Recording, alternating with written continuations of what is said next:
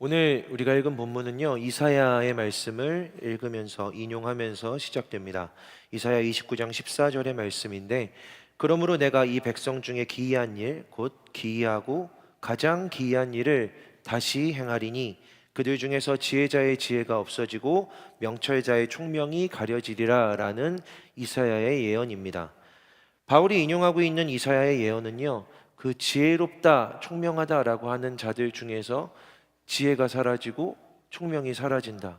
그때 그들의 지혜와 총명이 다 없어지게 될 것이다 라는 이야기입니다. 언제 그런 일이 일어날까요? 하나님이 기이한 일을 행하실 때, 하나님이 기이한 일을 행하실 때 이제 다시 하나님이 가장 기이한 일을 행하겠다라고 말씀하시는 그때에 이런 일이 일어난다는 겁니다. 하나님이 이제까지도 계속해서 모든 기이한 일들을 행하셨지만 하나님이 이제부터 다시 가장 기이한 일을 행하겠다라고 말씀하시는 거죠. 그러면 이 기이한 일이란 무엇일까? 성경에는 하나님이 행하신 기이한 일들이 무엇인지 기록되어 있습니다. 가장 처음으로 기이한 일에 대해서 나오는 부분은 이스라엘 백성들이 쫓아오는 애굽의 군대를 피해서 이집트에서 애굽에서 가나안에 들어갈 때 그 홍해를 건너가는 바다를 하나님이 가르시고 바다에 길이 생겼던, 이스라엘이 바다의 길을 건너갔던 그 일을 기이한 일이라고 부릅니다. 하나님이 길로 만드신 바다를 지나가는 거죠. 길이 아닌데, 바다는 길이 아니잖아요. 그 바다를 길로 만드시고 하나님이 그 바다를 지나가게 하신 것, 그것을 성경은 기이한 일이라고 부릅니다. 두 번째로 기이한 일에 대한 기록은 이스라엘 백성들이 이제 그렇게 건너온 광야에서 다시 가나안으로 들어갈 때, 광야에서 가나안으로 들어가려고 할 때, 그때 다시 하나님이 요단강을 가르시고 갈라진 요단강으로 이스라엘 백성들이 또 걸어가게 하시는 그 일을 두고 기이한 일이다라고 말씀하십니다. 오랫동안 약속하셨던 가나안 땅입니다. 광야에서 40년을 보내고 하나님이 이제 드디어 이 가나안 땅에 들어가게 하시는데, 다른 길이 아니라, 가나안을 향해 들어가는 다른 방향, 다른 길이 아니라 길이 아닌 데로 또 가게 하시는 거예요. 애굽에서 광야로 나올 때 길이 아닌 바다를 건너오게 하셨던 것처럼 광야에서 가나안에 들어갈 때도 길이 아니라 강을 갈라서 길이 아닌 이 강으로 지나가게 하신 겁니다. 하나님이 아니었다면 거기는 그저 강이었을 텐데 이스라엘 백성들이 가야 하니 길이 됩니다. 하나님은요, 하나님의 백성들이 오직 하나님이 걷게 하시는 그 길로 가기를 원하십니다. 이스라엘은 길이 된 강을 밟고 가나안 땅, 약속의 땅으로 들어갑니다. 그들은 하나님이 만드신 길로 약속의 땅, 하나님의 땅으로 들어가는 거죠. 이스라엘이요, 이 광야라는 곳에서 가나안에 들어갈 수 있는 방법은 가장 쉽고, 모든 사람들이 그렇게 다니는 방법은 바다로 난 길로 가는 사흘, 3일 정도 걸리는 길이었습니다. 그게 사람들이 이 광야를 지나가는 길입니다. 광야는 사람들이 오래 있을 만한 데가 아니잖아요.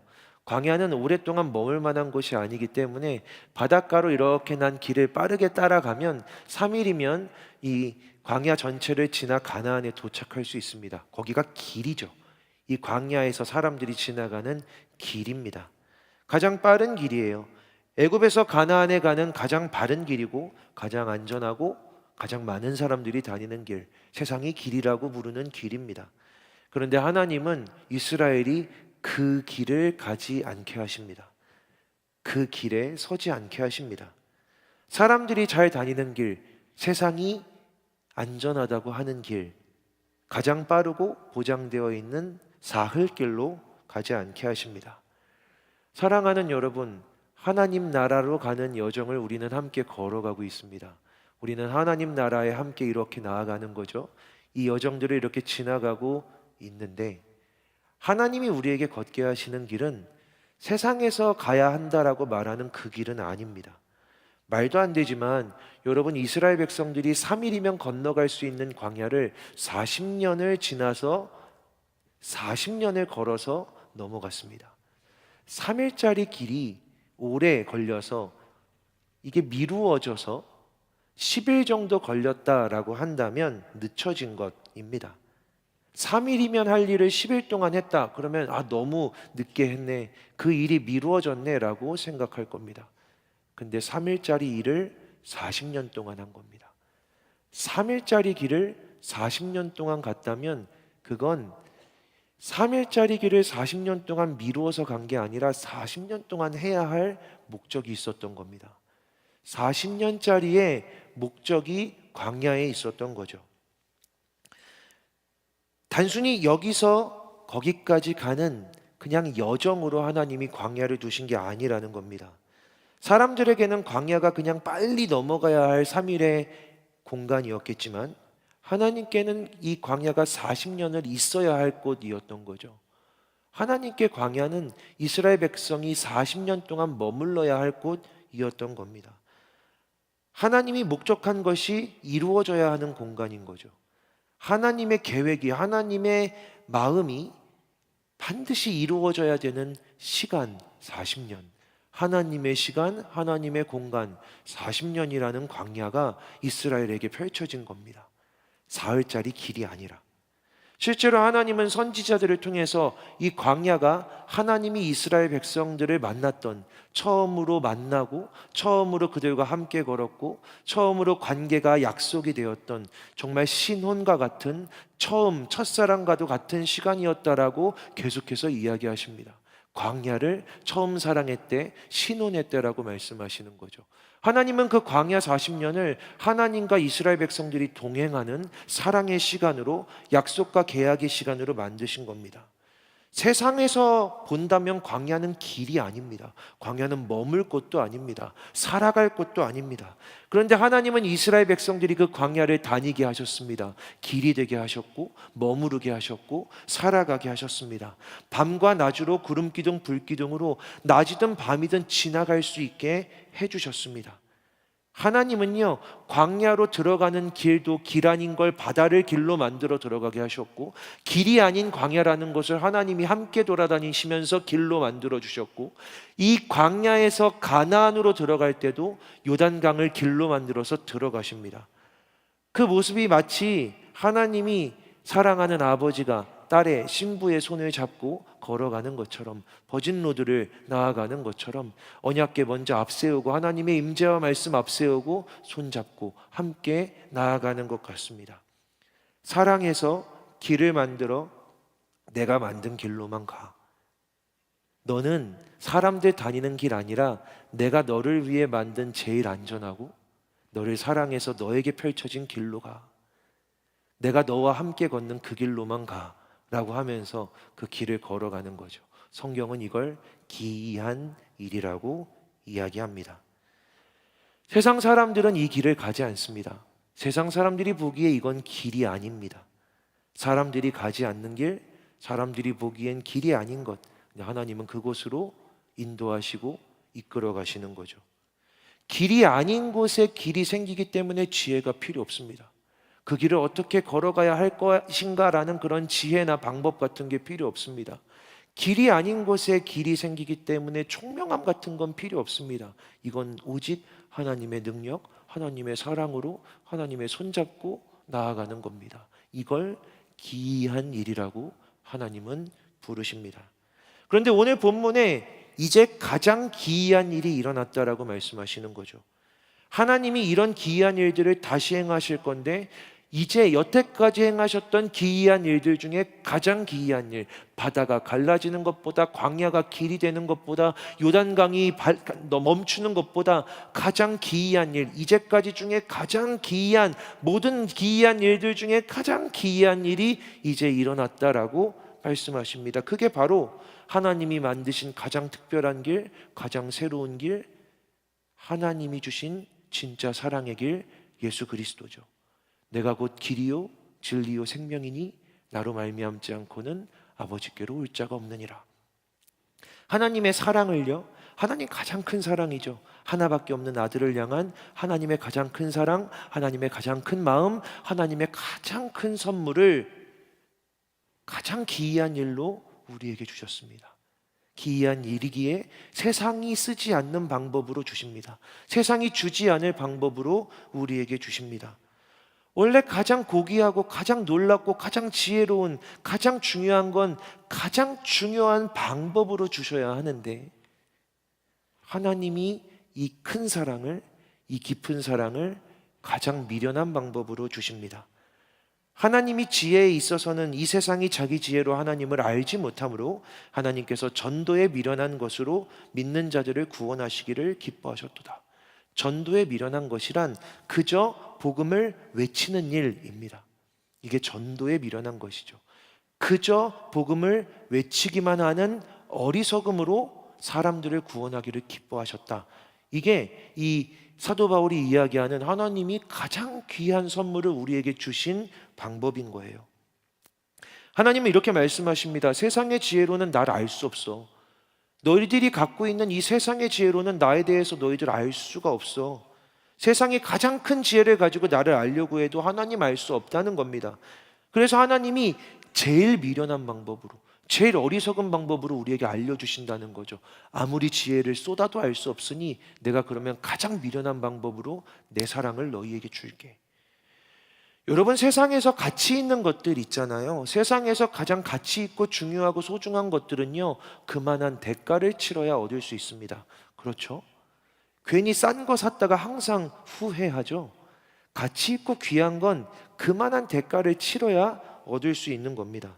대단한 일들은요, 대단한 비용을 지불해야 경험할 수 있습니다. 어마어마한 일은 어마어마한 비용을 치르고 가야 경험할 수 있는 겁니다. 어마어마한 일 같은데 아무 대가도 없다면 우리는 의심하게 됩니다. 그런데 가장 기이한, 가장 놀라운, 가장 귀한 하나님의 선물, 하나님의 사랑, 하나님의 가장 귀한 일이라고, 하나님의 지혜, 하나님 수준의 지혜라고 하면서 하나님이 그 지혜를 아무 대가 없이 주시는 거예요. 하나님이 그 사랑을요, 어떤 대가도 어떤 비용도 지불하지 않고 그저 주시는 거죠. 그냥 그저 외치는 것으로 전해지게 하신다는 겁니다. 그것도 너무 간단한 내용이에요. 막 긴 내용이 아니라 간단한 내용을 그저 외치는 것으로, 길가에서, 성문 어귀에서, 사람들 많이 다니는 시장에서 그저 외치기만 하여도 이 복음이, 하나님의 생명이, 하나님의 가장 귀한 사랑이, 예수 그리스도가 전해지게 하셨다. 그래서 전도에 미련한 것으로 하나님이 사람들을 구원하셨다라고 하는 거죠. 그래서 이걸 미련하다라고 합니다. 이걸 어리석다라고 합니다. 왜냐하면 이 귀한 걸 싸구려처럼 주시기 때문입니다.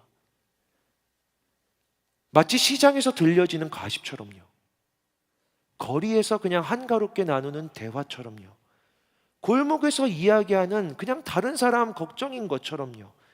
그 놀라운 지혜를, 그 깊은 사랑을, 아들을 죽여 건네주시는 그 사랑을 그저 외치는 것으로, 그저 말하는 것으로, 들려진 것으로 전하겠다, 주겠다라고 하시니까 사람들이 미련하다, 어리석다라고 하는 겁니다.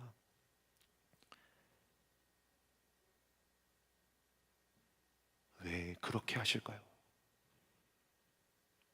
왜 그렇게 주실까요? 성경은 사랑해서 그렇다라고 합니다. 사랑해서 그렇게 주신다. 조금만 대가를 지불하게 하여도 가져가지 못할 이들이 있으니까. 하나님이 이 사랑을 주고 싶으신데 조금만 어려워도 깨닫지 못할 이에게도 이 복음을 주고 싶으시니까. 이 예수의 사랑을 조금만, 아주 조금만 힘들게 받아도 못 받겠어요라고 도망칠 사람에게까지도 이 사랑을, 예수를 주고 싶으신 하나님의 사랑 때문에 이렇게 그저 외치는 것만으로 전하기를 하나님이 기뻐하셨다. 성경은 기록하고 있는 거죠. 그리고 한 가지 더, 이렇게 주시는 것에 하나님이 비밀을 두셨다라고 이야기합니다. 여기에 비밀이 있다고요. 여러분, 놀랍게도요, 이렇게 미련하게 주니까, 이렇게 어리석게 주니까 하나님의 가장 귀한 보물인 예수 그리스도를 아무 대가 없이, 아무 비용 없이 그저 외치는 것만으로 전해주니까 사람들이 받지를 않습니다. 스스로 지혜로운 사람들이 이 복음을 받아들이지를 못해요. 너무 쉽게 주어지니까, 너무 가볍게 주어지니까, 가장 큰 사랑인데, 가장 무거운 사랑인데, 가장 귀한 진심인데 그냥 주니까, 아들을 죽이는 피 흘리는 사랑인데 그 사랑을 그냥 주니까 그 사랑을 믿지 않는 겁니다. 진짜가 아니라고 생각하는 겁니다.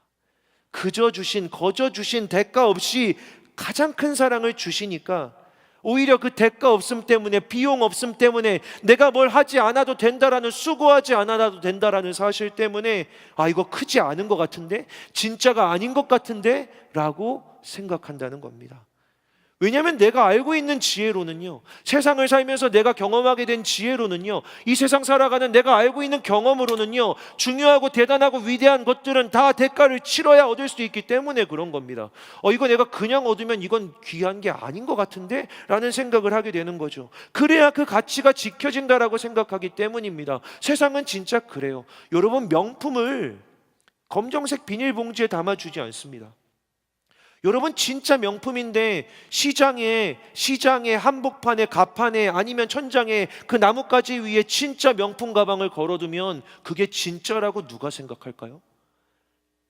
돌아다니는 가판에, 지나다니는데 한복판에서 거리에다가 바닥에 돗자리 깔아놓고 진짜 명품을 판다고 생각해 보세요. 그게 명품이라고 생각하겠습니까? 진짜인데도 명품이라고 생각을 안 할걸요? 왜요? 그냥 주니까.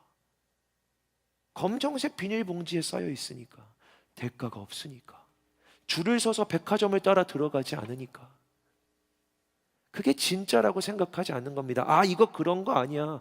내가 이걸 아는데 이건 이렇게 얻을 수 있는 게 아니야. 이렇게 아무나 얻을 수 있는 게 아니야. 내가 이런 걸 어떻게 사? 내가 시장 바닥에서, 내가 길바닥에서 파는 걸 내가 어떻게 들고 다녀?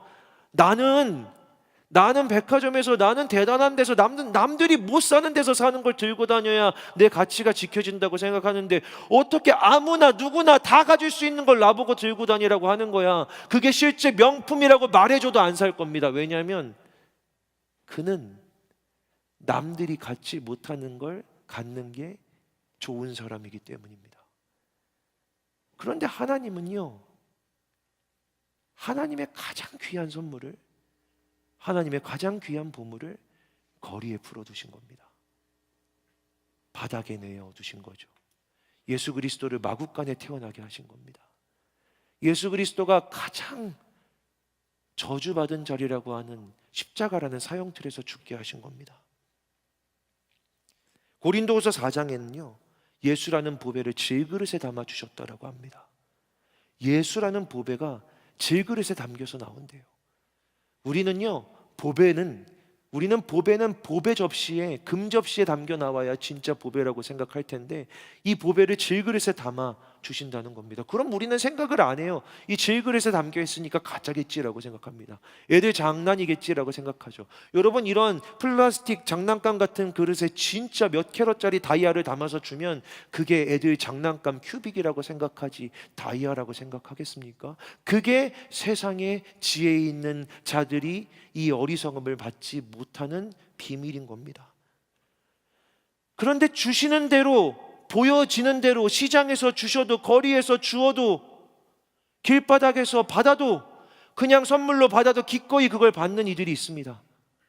그게 좋은 건 줄 몰랐지만 이게 진짜 좋은 거야 라고 하면, 와, 이게 좋은 거구나 하고 받고 들고 좋아하고 다니는 사람들이 있습니다. 어떤 사람들입니까? 그들은 어리석고 미련한 사람들입니다. 이런 걸 경험해 보지 못한 사람들입니다. 무엇에 쌓여있든 그게 예수라고 하면 예수인가 보다라고 순진하게 받아들이는 이들입니다. 하나님은 이런 이들이 오직 부르심을 받은 이들이라고 말씀하세요. 오직 부르심을 받은 이들에게는 어리석음이 지혜로 경험될 거다. 왜냐하면 그들이 어리석기 때문에.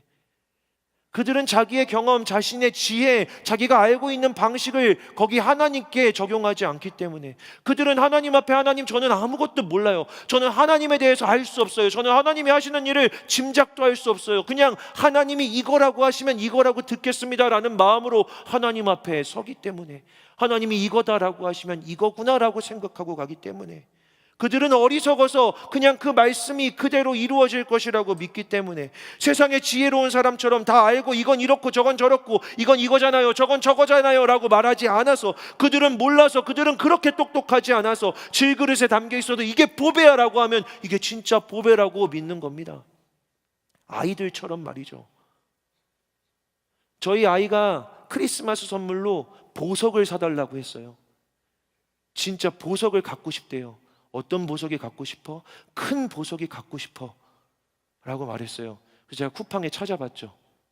큰 장난감 보석. 그러니까 10,000원 안 되게 이따만한 다이아가 오더라고요. 제가 그걸 10,000원에 샀죠. 우리 딸이 이 설교를 안 볼 겁니다. 우리 딸은 이제 안 보더라고요, 아빠의 설교를. 둘째가 이제 2학년인데 이번 크리스마스를 지나면서 저한테 물어봤어요. 아빠, 산타 할아버지가 준 그 보석은 진짜 보석이지? 해놓은 거짓말이 많아서 산타도, 여러분 산타는 거짓말이에요? 이 보석도. 그래서 몰라, 산타 할아버지가 가짜를 줬겠어? 라고 얘기했습니다. 여러분, 근데 여러분한테 제가 그걸 주면 누가 진짜인 줄 알겠습니까? 세상의 지혜, 내 경험, 내 머리가 있는 사람들은 이따만한 보석을 종이 봉투에 포장해서 주면 다이아라고 생각 안 합니다. 근데 어린아이들은 이거 다이아야 라고 하면 이게 다이아야 하면서 자기 책상에 보물상자에 이렇게 넣어두고 이거 나 보석이야 라고 생각하고 살아갑니다. 어리석음이죠. 근데 예수님 이렇게 말씀하시잖아요. 누구든지 이 어린아이와 같이 되지 아니하면 하나님 나라에 들어올 수 없느니라 라고요. 어린아이 같음이 무엇입니까?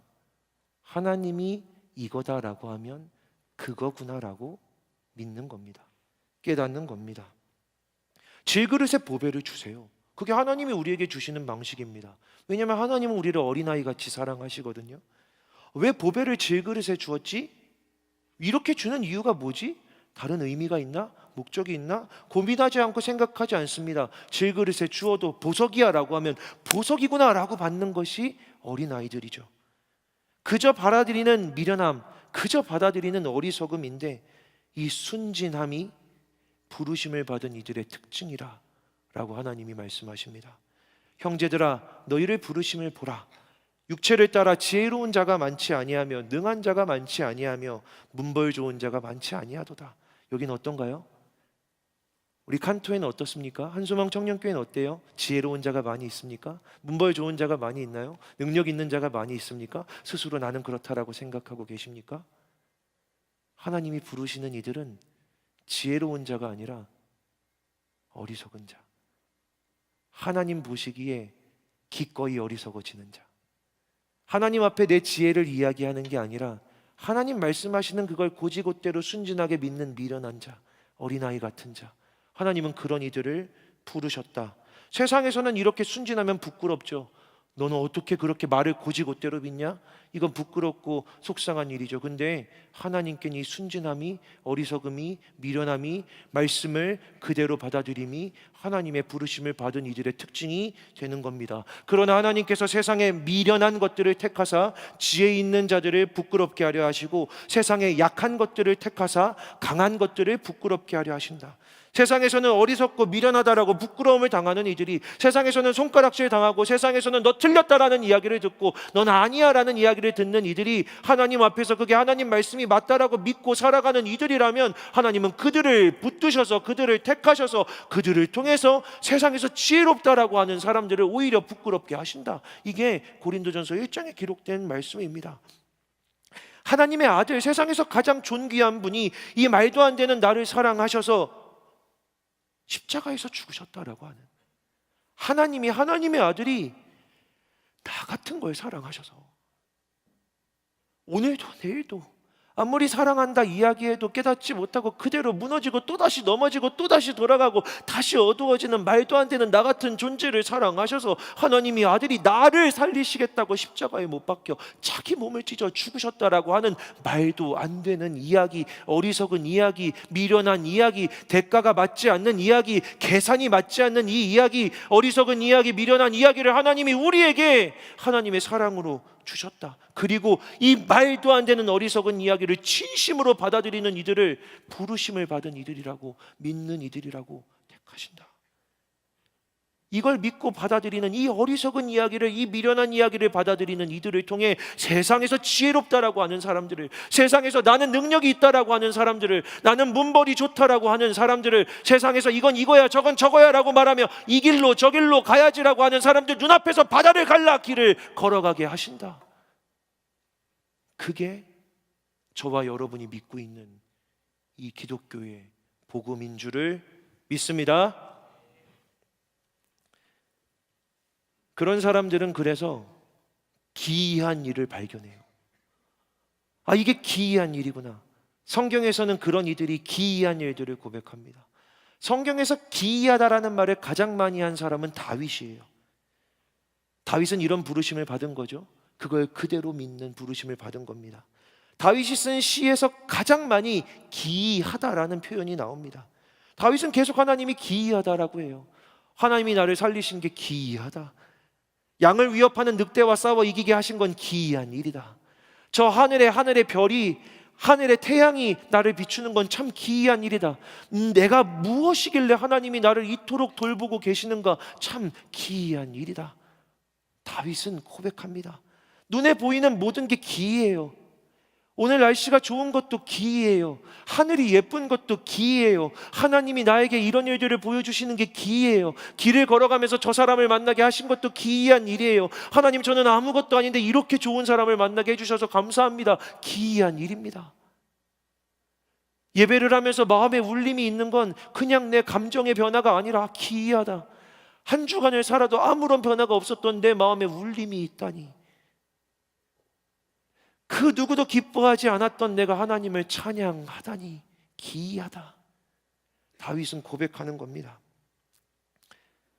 그가 이렇게 모든 일들을, 그의 삶에 일어난 일들을 기이하다라고 볼 수 있었던 이유가 뭔지 아세요? 고린도전서를 따르면 그가 그런 부르심을 받았기 때문입니다. 너희들을 부르심을 보아라. 문벌 좋은 자가 많지 않잖아. 다윗이 어떻게 부르심을 받았는지 아세요? 다윗의 부르심이 그랬어요. 하나님이 사울이 망하고 실패하고 이새의 아들들 중에서, 이새에게 7 아들이 있는데 그 아들들 중에서 내가 한 왕을 세우리라 말씀하십니다. 사무엘이 이새의 집에 가요.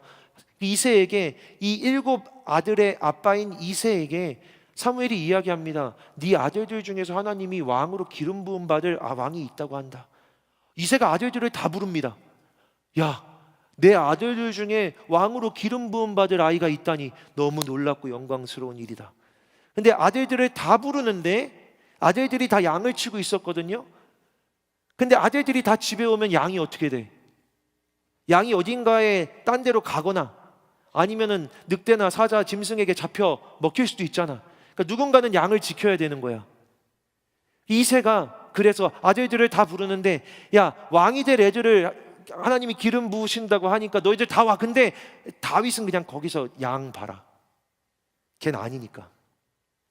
아버지가 생각하기에 다윗은 아니었던 겁니다. 막내여서가 아니에요. 걔는 보기에, 아빠가 보기에 얘는 아니었던 겁니다. 아, 얘는 왕이 될 애는 아니야. 얘는 내가 봤을 땐 지금 와서 여기 있을 필요가 없어. 넌 양 치고 있어. 이게 아빠의 판단이 항상 그래요. 어디를 내보내도 다윗은 집에 있어. 야, 넌 집에 있어. 넌 거기 있어. 넌 양이나 보고 있어. 아빠는 항상 다윗을 그렇게 둡니다. 나중에 다윗이 시편 27편에서 내 부모가 나를 버렸다라고 이야기해요. 왜냐하면 다윗은 집에서 이런 존재였거든요. 실제로 하나님이 기름 부었겠다고 사무엘을 보내서 아들들을 보내는데 6명의 아들들이 다 괜찮은 거예요. 이새의 집에 아들들이 다 애들이 키가 크고 괜찮았던 겁니다. 얼굴도 너무 잘생기고 진짜 괜찮은 애들들이 6명이 있던 거예요. 하나하나 지나가게 하는데 다 아니라고 합니다. 하나님이 얘 아니야, 얘도 아니야, 얘도 아니야, 하나 더 있잖아, 걔가 맞다고. 그게 다윗입니다.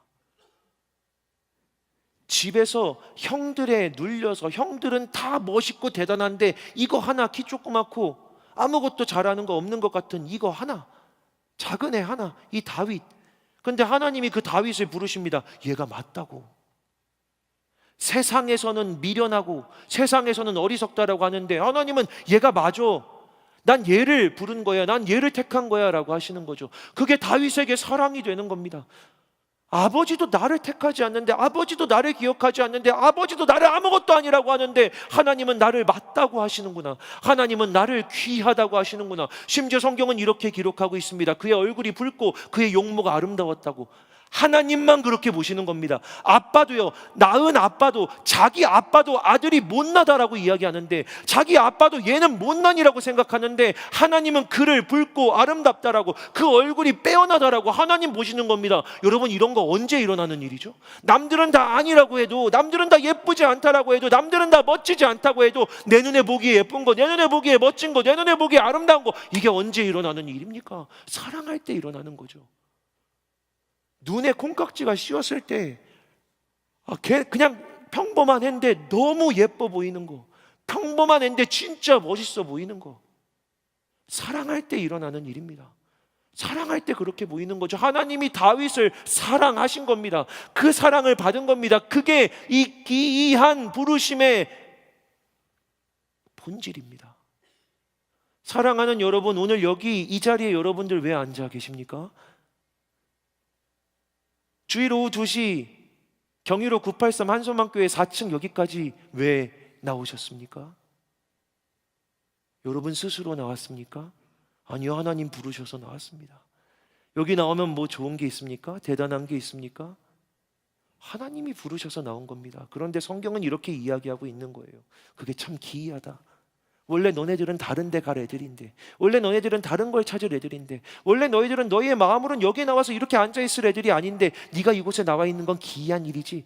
왜 그런지 알아? 내가 사랑해서 널 불렀거든. 사랑해서 널 불렀거든. 하나님 여기서 여러분들이 뭘 듣기를 원하시는지 아세요? 하나님이 이 예배의 자리에서 이 말씀을 들으면 여러분이 뭘 깨닫기를 원하는지 아세요? 부르시면서 다윗에게 하셨던 말이죠. 그가 얼굴이 붉고 아름답다라고. 사랑해서 하는 말. 여러분, 이것과 똑같은 고백이 아가서에 나옵니다. 오늘 예배를 시작하면서 읽었던 말씀이죠. 하나님의 사랑을 표현하는 성경책이 아가서예요. 하나님의 깊은 사랑을 아가서가 이야기합니다.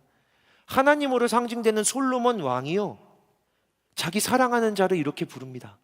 자기의 신부될 자예요. 이렇게 불러요. 무화과 나무에는 푸른 열매가 익었고 포도나무는 꽃을 피워 향기를 토하는구나. 나의 사랑, 나의 어여쁜 자야, 일어나서 함께 가자. 솔로몬에게 이 사랑하는 이는 너무 예뻐요. 너무 어여뻐요. 나의 사랑, 나의 어여쁜 자야, 나와 함께 가자. 왕이 부르는 겁니다.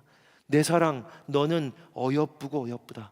내 입술은 홍색 실 같고 내 입은 어여쁘고 너울 속에 내 뺨은 석류 한쪽 같구나. 이게 솔로몬의 고백입니다. 너무 예쁜 거예요. 입술도, 입도, 뺨도, 보이는 것마다 너무 예쁜 겁니다. 자기 신부될 이 여인을 가장 아름다운 고백으로, 이 세상에서 가장 지혜로웠던 왕이 가장 예쁜 말들로 내 신부가 이렇게 사랑스럽다라고 계속해서 외칩니다. 그런데 여러분, 그녀는요, 그 신부가 될 그녀는 사실 그렇게 아름다운 여인이 아니었어요. 그렇게 아름다운 사람이 아니었어요. 세상에서 그를 볼 때 그는 검고 계달의 장막 같다라고 불렸습니다. 여러분, 그때 대단한 선크림이 있지 않았어요. 막 태닝하고 검정색이 건강한 건강미야 이런 길이 있지 않았어요. 그때는 하얀 게 예뻤던 겁니다. 왜 하얀 게 예쁜 건지 아세요? 하얀 사람은 일을 안 했으니까, 하얀 사람은 귀하니까, 하얀 사람은 밭에 나가서 일할 일이 없이 집에서 귀한 대접을 받았으니까 하얀 사람이 예쁜 겁니다. 근데 그녀는 검었어요. 다른 여인들보다 피부가 검었다고요. 왜 그랬을까요? 그녀는 가난했고, 그녀는 일을 해야 했고, 그녀는 밭에서 들에서 내리는 태양을 맞으며 시간을 보내는 사람이었기 때문입니다. 그래서 그녀는 검었어요. 여러분, 내리는 태양을 계속해서 받으면 피부가 어떻게 돼요? 피부가 상하죠. 선크림 안 바르고 계속 하면 피부가 안 좋아지잖아요. 그녀도 피부가 거칠었습니다. 그래서 사람들이 그녀를 뭐라고 놀렸냐면 계달의 장막이라고 놀렸어요. 계달의 장막이 뭔지 아세요? 염소 가죽을 거칠게 그 장막 위에다가 나무 위에다가 뒤덮어 놓은 걸 계달의 장막이라고 부릅니다. 사람한테 어떻게 그렇게 얘기해요? 피부가 거칠고 피부가 그냥 거무죽죽하다고, 저 계달의 장막이네 라고 이야기하는 거예요. 여러분, 이 여인의 자존감이 얼마나 박살이 났겠습니까? 야, 너는 검은 애, 너는 계달의 장막, 그렇게 불리우던 여인인데, 그런데 왕이 와서 나의 사랑, 내 어여쁜 자야, 일어나서 함께 가자. 나의 사랑, 너는 어여쁘구나. 내 입술이 홍색 실 같고 내 뺨은 석류 한쪽 같다. 내가 보기에 너는 너무 예쁘다. 너는 비둘기 같다. 왕이 계속 이야기하는 겁니다.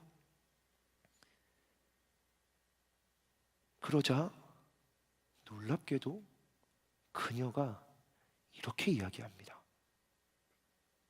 예루살렘 딸들아, 다른 여자들한테, 자기를 검고 계달의 장막이라고 불렸던 다른 여인들한테 이렇게 얘기하는 거죠.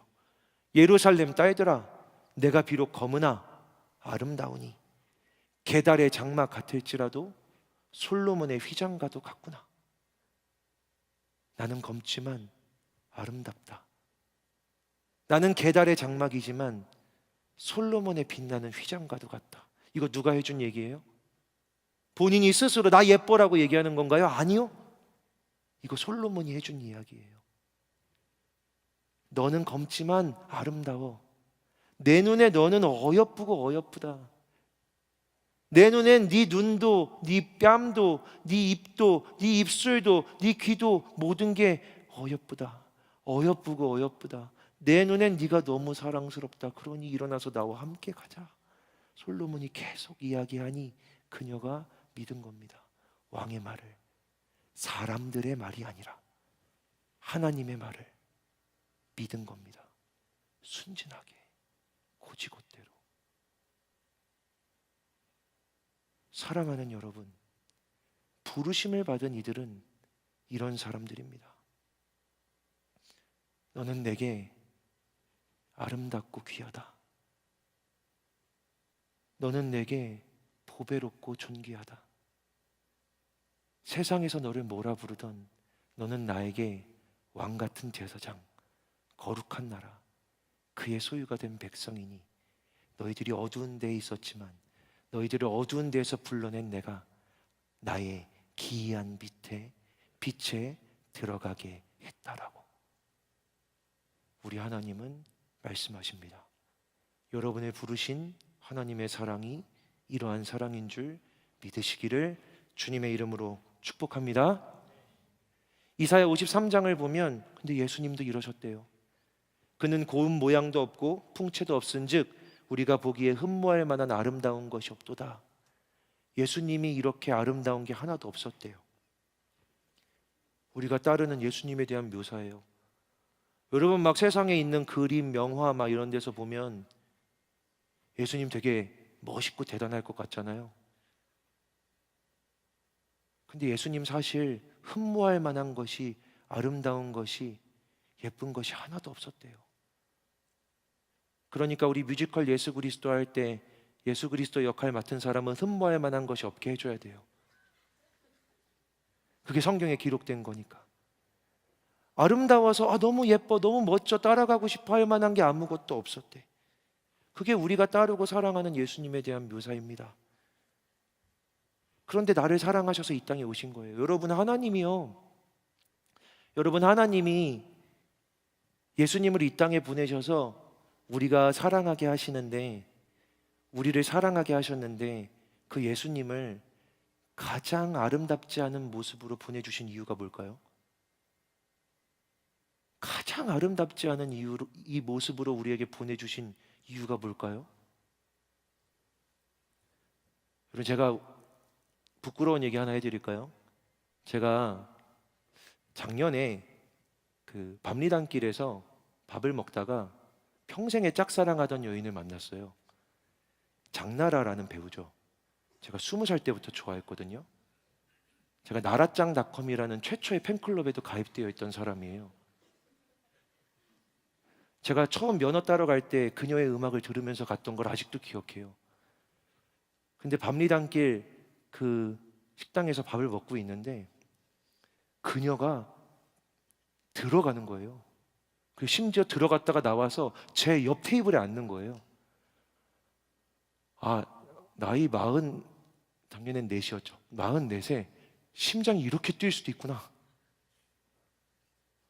진짜 심장이 이렇게 뛰는데 앞에서 신방하고 있던 친구가 목사님 가서 사인해달라고 하세요. 안 돼. 그녀의 행복한 시간을 방해할 수가 없어. 나 같은 게 가가지고 말을 걸면 저는 보세요. 되게 험상 붙잖아요. 싫어할 것 같은데 그녀의 오후를 방해할 것 같아. 근데 그 친구가 저한테 용기를 주는 거예요. 아예 목사님 다 좋아해요. 제가 종이도 드리고 펜도 드릴게요. 가보세요. 목사님 화이팅. 지금 신방 중인데 너에게 집중 안 해도 괜찮아? 괜찮아요.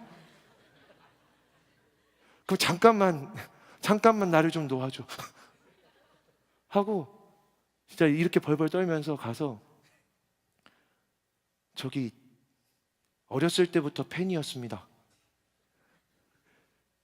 사인 좀 해주세요 라고 하는데 제 외모를 보더니 어렸을 때부터라는 그 말이 되게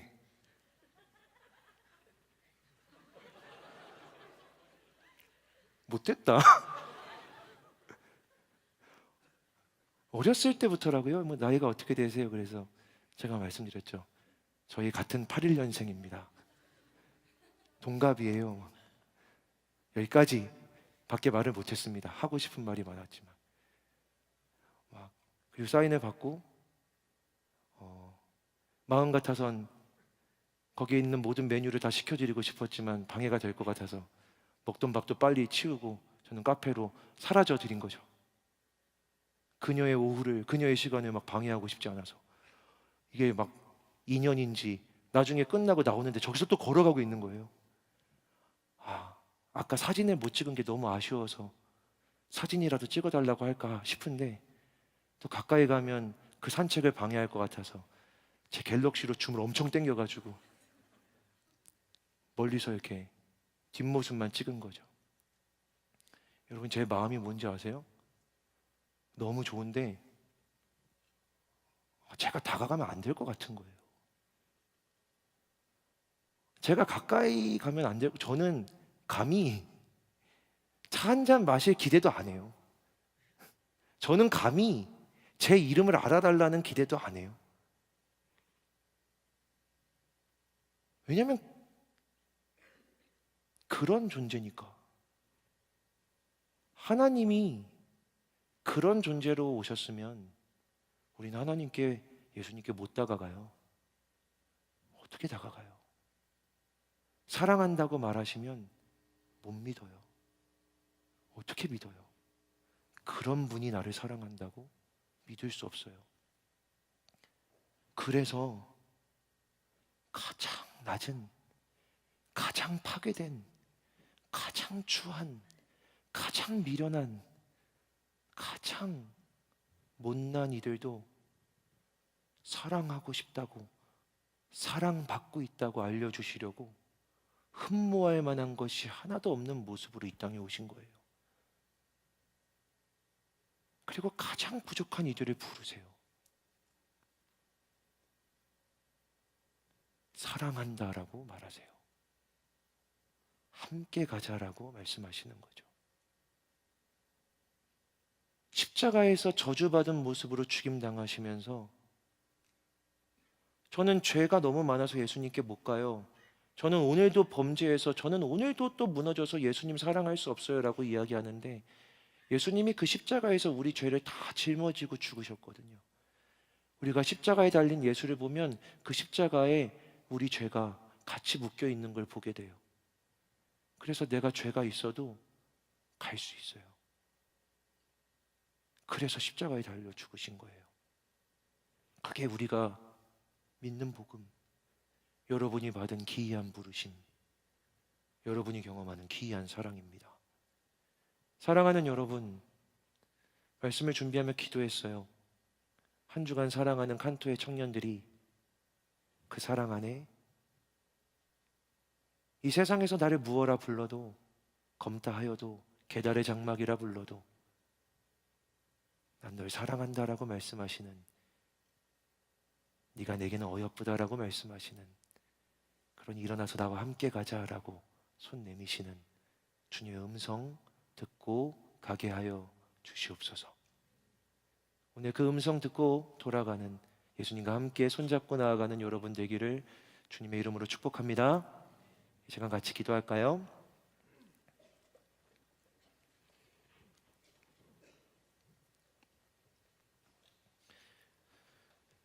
하나님, 사랑하는 이들을 불러주시고 자격 없이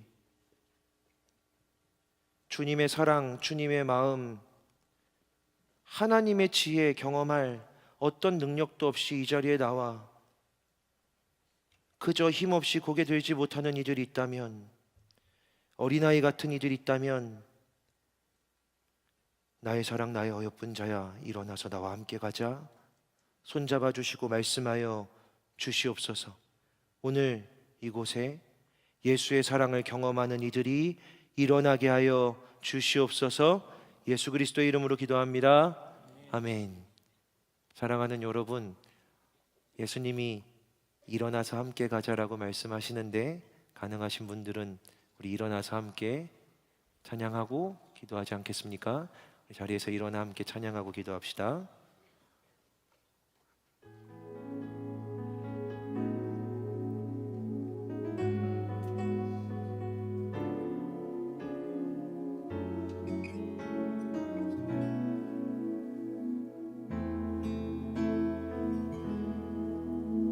너의 모습 그대로, 너의 모습 그대로 사랑해, 사랑해, 사랑해. 너의 마음 그대로, 너의 모습 그대로 사랑해, 사랑해, 사랑해. 너는 검다 하지만 나에겐 아름답단다. 너는 멀리 왔다 하지만 널 따라 내가 왔단다. 너는 나의 전부란다. 널 위해 날 주었단다. 그런 너는 나의 눈에 검은 아름답다. 사랑하는 여러분, 오늘 주님께서, 예수님께서 말씀하시는 마음과 사랑의 음성 듣기를 주님의 이름으로 축복합니다. 너의 모습, 너의 모습 그대로, 너의 모습 그대로 사랑해, 사랑해, 사랑해. 너의 마음 그대로, 너의 모습 그대로 사랑해, 사랑해, 사랑해. 너는 검다 하지만 나에겐 아름답단다. 멀리 왔다 하지만 널 널 따라 나도 왔단다. 너는 나의 전부란다. 널 위해 날 주었단다. 그런 너는 나의 눈에 너무나 아름답다. 너는 검다 하지만 나에겐 아름답단다. 너는 멀리 왔다 하지만 널 따라 나도 왔단다. 너는 나의 전부란다. 널 위해 날 주었단다. 그런 너는 나의 눈에 너무나 아름답다. 너는 검다 하지만 나에겐 아름답단다.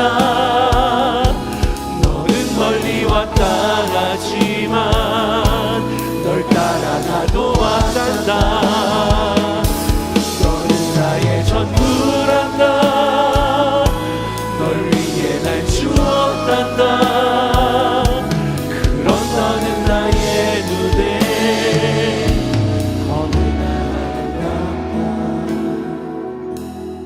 너는 검다 하지만 나에겐 아름답단다. 너는 멀리 왔다 하지만 널 따라 나도 왔단다. 너는 나의 전부란다. 널 위해 날 주었단다. 그런 너는 나의 눈에 너무나 아름답다. 사랑하는 여러분, 어린아이처럼 예쁘다 하면, 아름답다 하면 그냥 믿으시고, 아닌데요, 저는 그렇게 아름답지 않고 예쁘지 않은데요, 저는 하나님 보시는 것처럼 착하고 괜찮지 않은데요 라고 말하지 말고, 검은 아름답다. 너 멀리 왔다고 하지만 나도 널 따라왔다. 넌 아무것도 하지만 넌 나의 전부야. 널 위해 내 모든 걸 줄 수 있어. 널 사랑한단다 라고 말씀하시는, 믿을 수 없고 믿어지지 않는 우리의 마음의 심령에 사랑한다라고 온 마음 다해 말씀하고 외치시는 우리 하나님의 마음이, 우리 하나님의 사랑이 고지 곧대로 순진하게 믿어지게 하여 주시옵소서. 어린아이같이 그 사랑의 고백을 받아들이게 하여 주시옵소서. 나의 사랑, 나의 어여쁜 자야, 일어나 함께 가자 말씀하실 때 일어나 손잡고 주와 함께 나아가게 하여 주시옵소서. 우리 이 시간 주의 이름 외쳐 부르며 기도합니다. 주여, 하나님 아버지, 이 시간 하나님의 마음을, 하나님의 말씀을, 주의 사랑을 그 마음 그대로, 그 말씀 그대로 믿음을 아버지 사랑하는 이들에게 허락하여 주시옵소서.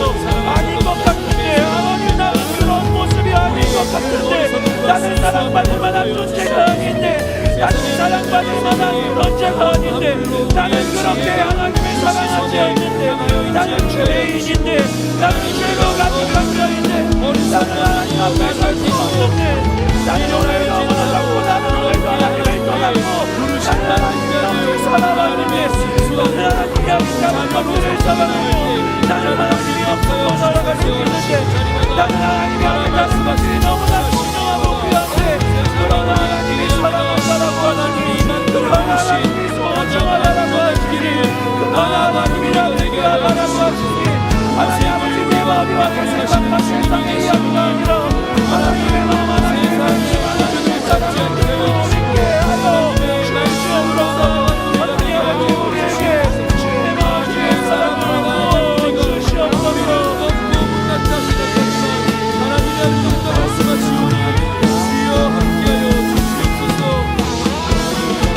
하지만 나에게 아름답단다.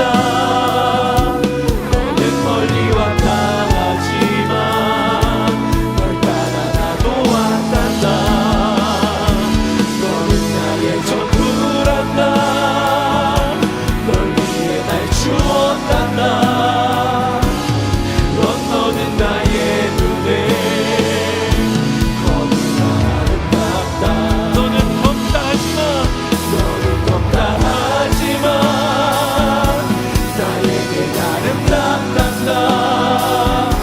너는 멀리 왔다 하지만 널 따라 나도 왔단다. 너는 나의 전부란다. 널 위해 날 주었단다. 그런 너는 나의 눈에 너무나 아름답다.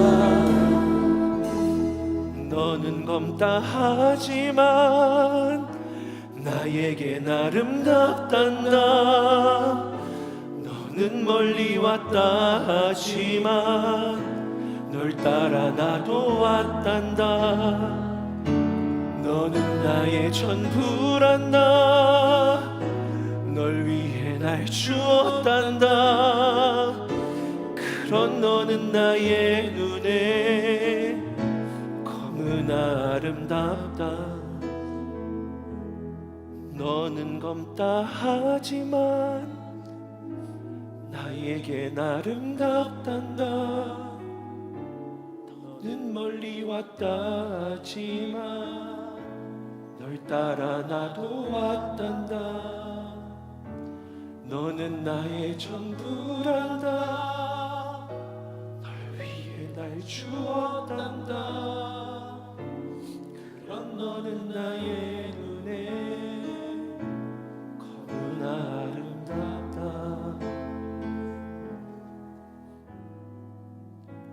하나님, 사람들이 뭐라 하든 세상에서 뭐라 했든 검다 하였고 계달의 장막 같다 하였어도 아름답다 말씀하신 우리 하나님의 사랑하는 예수님의 음성만 믿고 돌아가는 사랑하는 청년들 되게 하여 주시옵소서. 아멘. 예수 그리스도의 이름으로 기도합니다. 아멘.